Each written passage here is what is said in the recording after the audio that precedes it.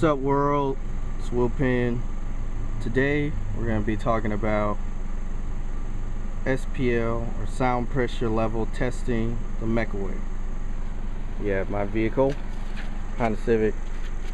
You can view this on my YouTube page. Anyways, we got the term lab, so we're all set for the testing procedure. It's in there. Now, a lot of people are like, so how does that bass competition work? How do you measure the sound and figure out who's loudest? Well, here's where we do that. First thing, we use the term lab software. Can you see? That's the official MECA software and hardware that we use. And we put that in your car. The sensor, as you can see there, it's going to pick up the pressure generated by your bass system. Mine's back there and there.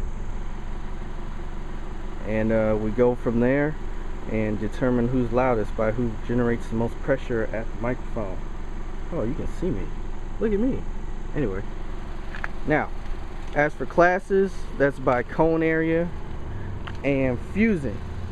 So if you want to be in a MECA class and get points for the league, you have to make sure you have a fuse at least 18 inches from the amp, like this demonstration here. Now this is about 12 inches, but you want it no more than 18 inches from the amp for it to count. If you have multiple amplifiers, then it just has to be 18 inches from the closest amp to the fuse, and then it'll count for a qualifying score. And then they go by cone area, so by how many subs you have and what the total cone area is for those. So I have two 12s. They come to like 113 each, square inches. So that would be about, what is that, 226 for my cone area.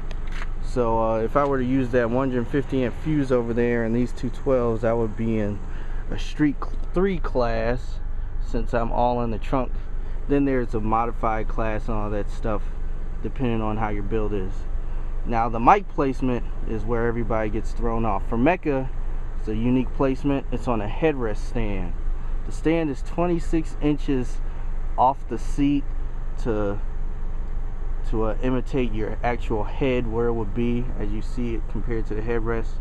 Pretty close. And then it has to be at least 20 inches from, oh, come on, from the windshield. Let's see if I can get this. So we have our measurement here. 20 inches from there is how you get that. I don't know if you can see that, but whatever. You can have windows and doors open. You can elect to have it in the driver's side or passenger side seat, whichever you think is loudest. I'm gonna put it in driver's side since that's usual spot, the default spot that we use in the league.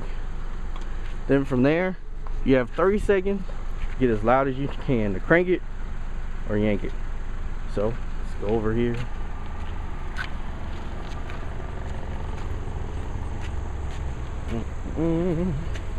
Got everything all set,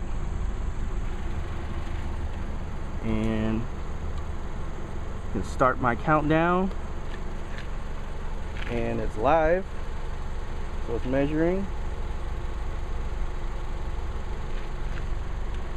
Uh-oh, can't seem to get it on.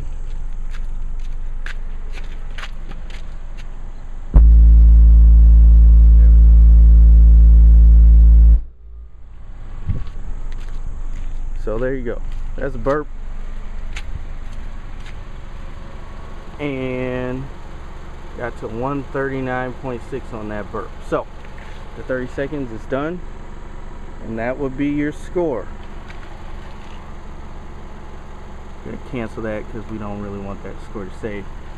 But there it is. So that's it. Now, I will note, for amateur street classes, you cannot have the engine on and you cannot use test tones. You have to use music. So keep that in mind if you want to do amateur street classes. Any questions, you can email me at thegreatestpenn@gmail.com, or just find me on Facebook, named Clearly Louder. Thanks for your time. See you in the lanes.